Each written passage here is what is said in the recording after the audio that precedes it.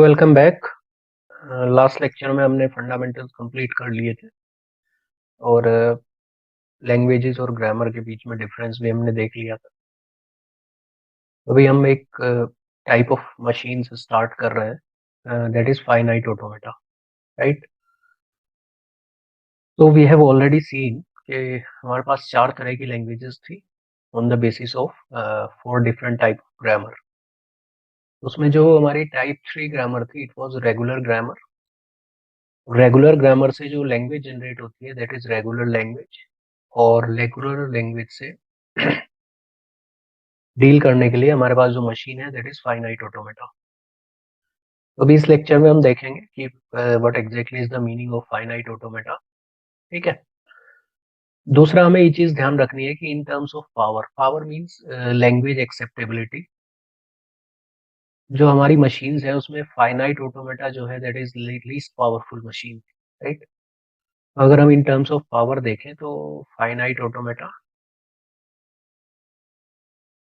then we have push down automata, then we have linear bound automata and Turing machine. So Turing machine is the most powerful machine, right? हम यहाँ से start करेंगे। So basically finite automata is responsible for processing the regular language and regular language is generated from regular grammar. सबसे पहले हम ये समझेंगे कि यहाँ पे फाइनाइट वर्ड का मीनिंग क्या है। ठीक है। तो ये जितनी भी मशीन्स हैं, all these machines are basically having the capabilities of a digital computer, right?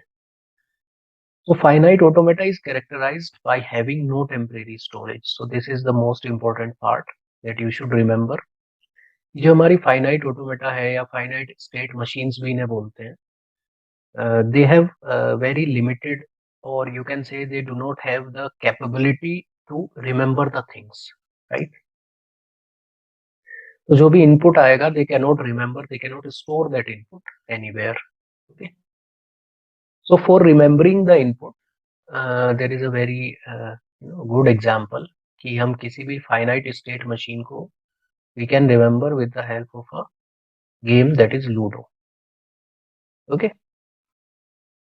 Ludo में अगर आपको याद हो what what exactly we do, we remember the things by changing the states. Okay. So whenever we throw a dice, तो जब भी हम कोई डाइस थ्रो करते हैं, जो भी हमारा नंबर आता है, तो जो भी नंबर आ रहा है उस नंबर के बेसिस पे हम क्या करते हैं, we actually change our state. Okay. उतने ही प्लेसेस हम मूव करते हैं जो भी हमारा नंबर आ रहा है। बेसिकली हम उस नंबर को कैसे याद रख रहे हैं, by changing the states. Same चीज हमारी फाइनाइट ऑटोमेटा में। ओके।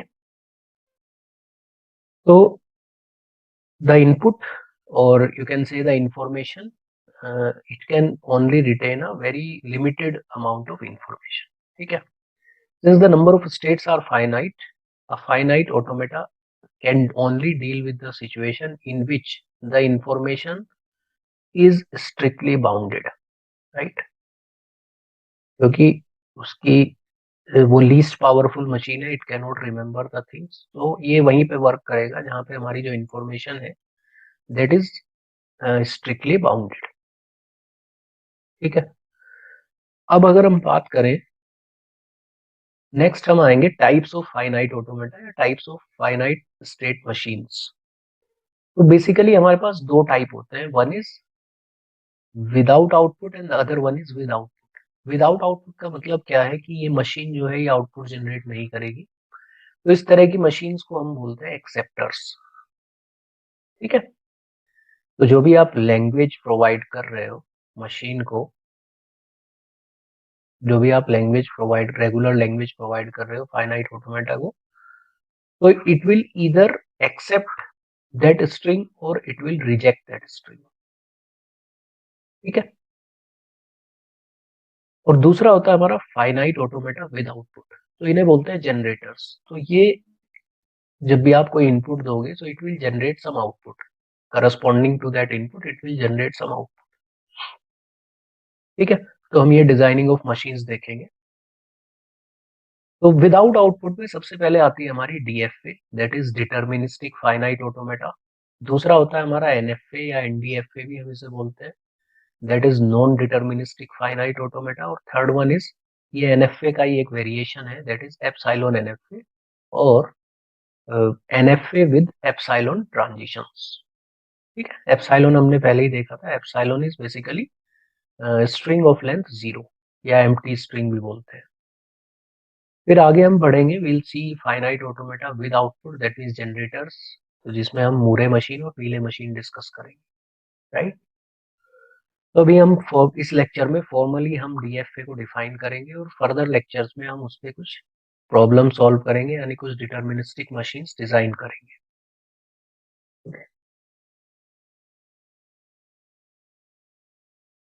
सो एनी डीएफए, देखो सबसे पहले हमें समझना है कि यहाँ पे डिटर्मिनिस्टिक का मीनिंग क्या है। ठीक है, डिटर्मिनिस्टिक और नॉन डिटर्मिनिस्टिक में डिफरेंस क्या है। तो डिटर्मिनिस्टिक का मीनिंग क्या है, लाइक आप अगर अभी किसी स्टेट में हैं और कोई इनपुट आ रहा है, ठीक है, तो अभी स्टेट्स, लेट्स से मैं एक स्टेट में हूँ क्यू नोट पे and I am getting some input. Okay, obviously input कहाँ से आएगा, अल्फाबेट से आएगा, कोई इनपुट सिंबल होगा जो हम इनपुट टेप से रीड करेंगे। तो हम मशीन को डिटर्मिनिस्टिक कब बोलते हैं, when there is only one possibility, when there is one possibility of transition from this q node to some other state. That means if I am saying कि input is let's say a, तो a पे it is going to q1, only q1, it can go only to some other state q1, तो उसका मतलब ये machine deterministic है, right. We can clearly determine कि transition के बाद इस इनपुट सिंबल पे क्या ट्रांजिशन होगा, alright.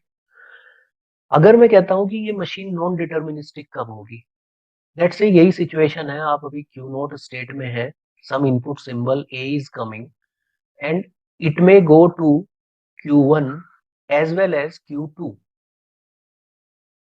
on symbol a it may go to q1 और q2। तो यहाँ पे आप क्लियरली डिटरमाइन नहीं कर सकते कि where that machine would go, how it will change its current state. तो इस तरह की मशीन्स को हम बोलते हैं नॉन डिटर्मिनिस्टिक मशीन्स, राइट। अब जो हमारी नॉन, देखो जो हमारी डिटर्मिनिस्टिक मशीन्स हैं, किसी भी मशीन को डिटर्मिनिस्टिक ही होना चाहिए, right. Practically it cannot be non deterministic, okay. Practically a machine cannot be non deterministic means it should only go to one state on a particular symbol, okay।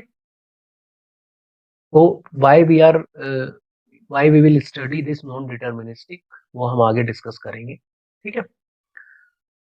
तो जो हमारा DFA है, हम उसे 5 tuples से define कर सकते हैं, 5 पैरामीटर्स से डिफाइन कर सकते हैं, which are capital Q, sigma, delta, Q not, F.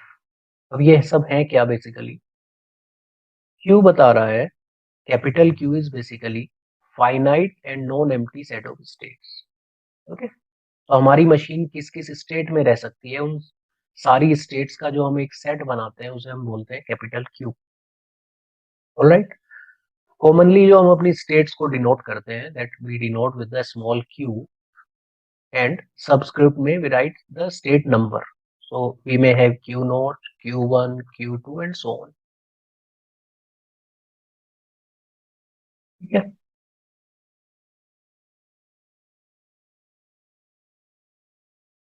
Okay, just a moment.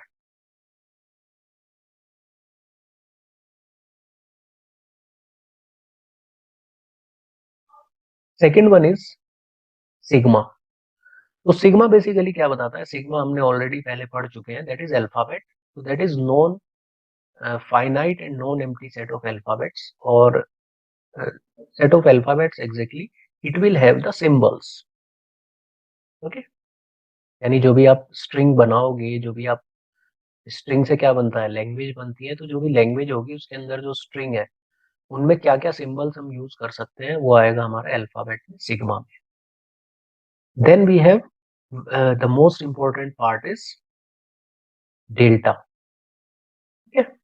तो हमें ध्यान रखना है कि ये डेल्टा ही एक्चुअली डिफरेंशिएट करेगा कि कोई भी मशीन हमारी डिटर्मिनिस्टिक है या नॉन डिटर्मिनिस्टिक है। तो डेल्टा होता है हमारा transition function, right. Then Q naught is the initial state. हमें ये चीज ध्यान रखनी है, इनिशियल स्टेट हमेशा एक ही होगी, there will always be one initial state. और ऑब्वियसली ये जो हमारी क्यू नॉट है जिसे हम इनिशियल स्टेट कह रहे हैं, this will belongs to capital Q. Set of state में से ही कोई एक स्टेट हमारी इनिशियल स्टेट होगी।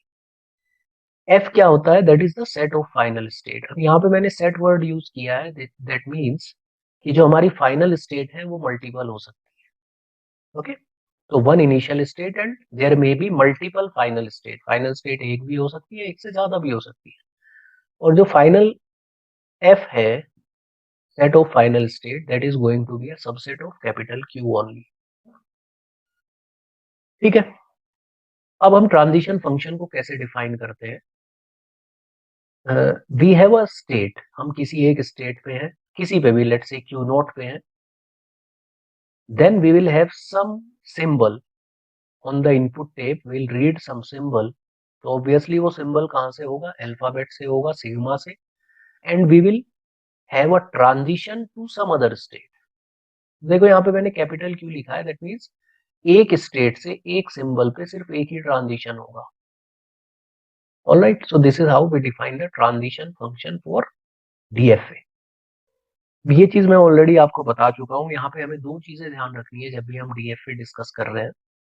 सबसे पहला, डिटर्मिनिस्टिक का मीनिंग क्या है? On each input transition can take place only to one state, यानी एक ही स्टेट पे ट्रांजिशन होगा, right. Multiple transition, multiple states पे एक सिंबल के लिए ट्रांजिशन पॉसिबल नहीं है। दूसरा, डीएफए जो है वो एक कंप्लीट सिस्टम है। कंप्लीट सिस्टम का मीनिंग क्या होता है? कि हमें हर स्टेट के लिए, हर स्टेट से हर सिंबल के लिए हमें ट्रांजिशन दिखाना पड़ेगा।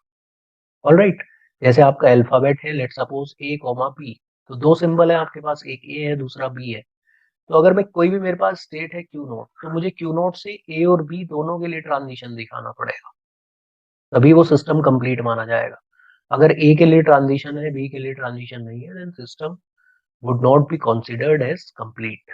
तो ये डीएफए जो है हमारा, ये कंप्लीट सिस्टम है। जब हम प्रॉब्लम सॉल्व करेंगे, जब हम मशीन डिजाइन करेंगे, तो हम देखेंगे कि हम अपने सिस्टम को कंप्लीट कैसे करते हैं। ठीक है, तो फिर आता है हमारा नोटेशंस। अब हम यहाँ पे हमें दो नोटेशंस भी ध्यान रखनी होंगी किसी भी डीएफए या डिटर्मिनिस्टिक स्टेट मशीन या डिटर्मिनिस्टिक फाइनाइट ऑटोमेटा को रिप्रेजेंट करने के लिए हमारे पास दो नोटेशंस होती हैं। एक होता है ग्राफ, ट्रांजिशन ग्राफ, जिसे हम स्टेट ट्रांजिशन ग्राफ भी बोलते हैं। और दूसरी होती है ट्रांजिशन टेबल, जिसे हम स्टेट ट्रांजिशन टेबल भी बोलते हैं। ठीक है, तो ये सिंपल है, कुछ नोटेशंस हमें ध्यान रखनी है। सबसे पहला, जितनी भी स्टेट है हमारी क्यू में, लेट्स सपोज हमारे पास चार स्टेट है, Q naught, Q one, Q two, Q three. तो ट्रांजिशन ग्राफ में फॉर एवरी स्टेट हम एक नोड ड्रॉ करेंगे, right.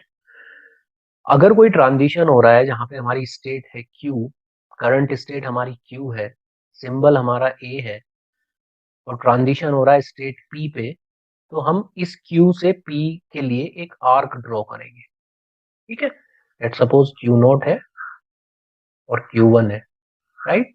So Q naught state से क्यू वन पे ट्रांजिशन हो रहा है, तो we'll have a this arc, और उस आर्क को हम उस सिंबल से लेबल करेंगे, let's say symbol is A. This is what we need to do for every transition, right, जितने भी ट्रांजिशन है। जो हमारी इनिशियल स्टेट होगी उसे हम कैसे डिनोट करते हैं, उसके आगे हम will put a arrow before that state. तो क्यू नोट इनिशियल स्टेट है, कैसे पता चला? Will put a arrow.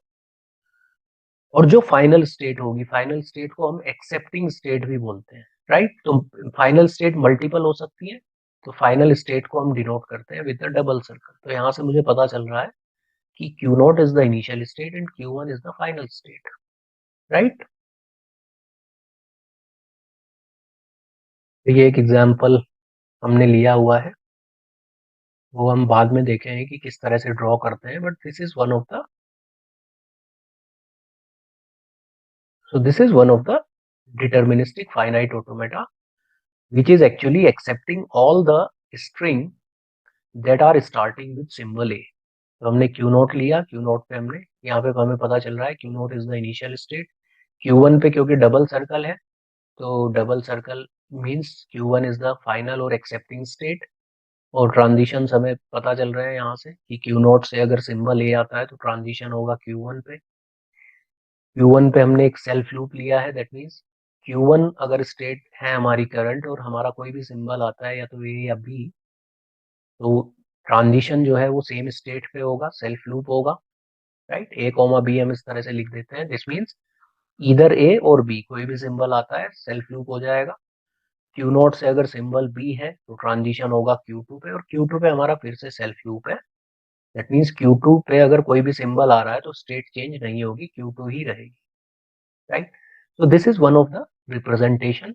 दूसरा जो रिप्रेजेंटेशन है वो होता है हमारा ट्रांजिशन टेबल, जिसे हम स्टेट ट्रांजिशन टेबल भी बोलते हैं। तो ये क्या है, एक टू डायमेंशनल रिप्रेजेंटेशन है, टेबुलर रिप्रेजेंटेशन है ये। इधर हमें क्या करना है, on one side we'll take the states, तो यहाँ पे हमने लिया है Q naught, Q one, Q two. On the other side we have taken the symbols, है ना, सिंबल्स फ्रॉम द अल्फाबेट। इसे ऐसे भी लिखते हैं Q cross sigma, right. Symbols A and B है। क्यू नोट इनिशियल स्टेट है तो हमने वहां पे एरो लगा दिया है। क्यू वन फाइनल स्टेट है तो या तो हम इसे सर्कल कर सकते हैं या फिर हम यहाँ पे we can put a star here. तो स्टार या सर्कल बेसिकली क्या बताएगा, this is the final state, right. और जो भी ट्रांजिशन है वो हम इस टेबल में फिल कर देंगे। तो यहाँ से जैसे क्यू नोट पे अगर सिंबल ए आता है तो ट्रांजिशन होगा क्यू वन पे, तो यहाँ पे हमने क्यू वन लिख दिया, राइट। फिर क्यू टू पे ट्रांजिशन है तो हमने क्यू टू लिख दिया। फिर क्यू वन से ए पे सेल्फ लूप है तो क्यू वन, बी पे भी सेल्फ लूप है क्यू वन, क्यू टू से ए पे सेल्फ लूप है क्यू टू, बी पे सेल्फ लूप है Q two. So this is how we will fill.